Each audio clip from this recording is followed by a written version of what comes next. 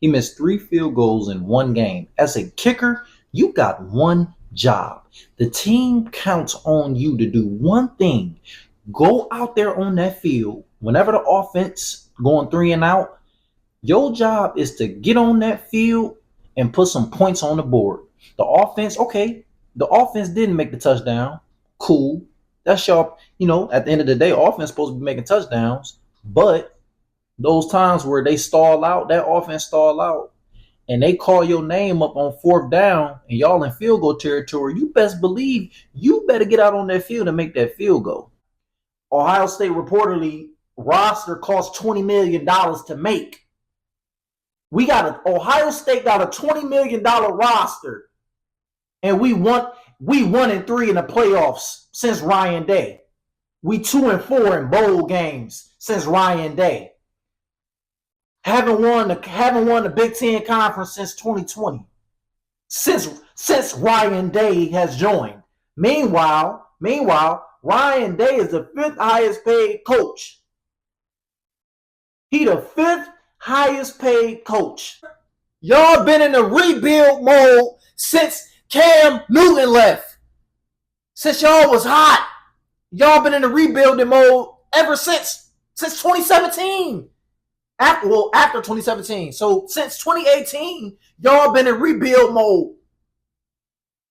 For the past, 5 seasons? Coming up 6. So y'all knew all of this. Y'all didn't give Bryce Young, y'all gave him Adam Thielen. Bryce Young came into the Carolina camp with Adam Thielen and DJ Chark. Granted, Adam Thielen, he put up 1,000 yards. His first year with Bryce Young, he put up 1,000 yards. He managed to get 1,000 yards. Cool. But who else? Who else was Bryce Young throwing to? How was that O-line looking? Bottom 5 of the league, right? Am I right? Am I wrong?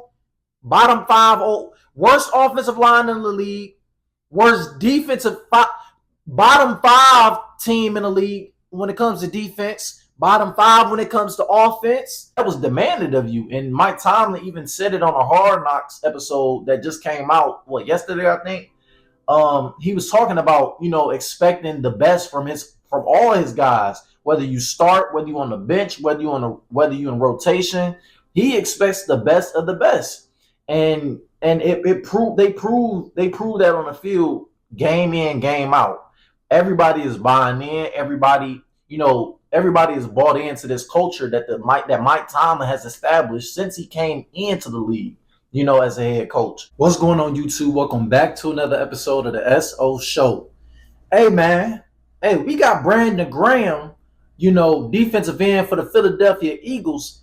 He letting the cat out the bag. Apparently, you know what I'm saying? He exposed A.J. Brown and Jalen Hurts having like a little beef going on in the locker room. Now, Brandon Graham said, as y'all saw in the video, basically Brandon Graham said that, Jalen Hurts probably said some things to A.J. Brown. And A.J. Brown, you know how A.J. Brown is. A.J. Brown is a very passionate receiver. He a passionate player. He take pride in the way how he play, how he produce, what he expects of his coaching staff to, feed him the ball, and he's that number one option. He always felt like that from the jump. Listen. I didn't even know he had that in his bag. That's new to me. I'm not gonna lie. I haven't been paying attention to the Suns all crazy, but I'm seeing them taking these threes. I'm like, hold on, Nurkic take threes now? What in the world? But he knocked half his threes down. He went 2 for 4. So I'm like, man, Nurkic was really the key play. He was MVP of the game. I'm not gonna lie. He was the MVP of the game. He was playing defense. He was off the pick and roll. He was screening down hard, rolling the hard off the pick. Easy bucket, easy lay-in, putbacks, boards, defensive blocks. Like, he was doing it all. Nurkic was doing it all. I'm not gonna lie. He was definitely MVP of the game.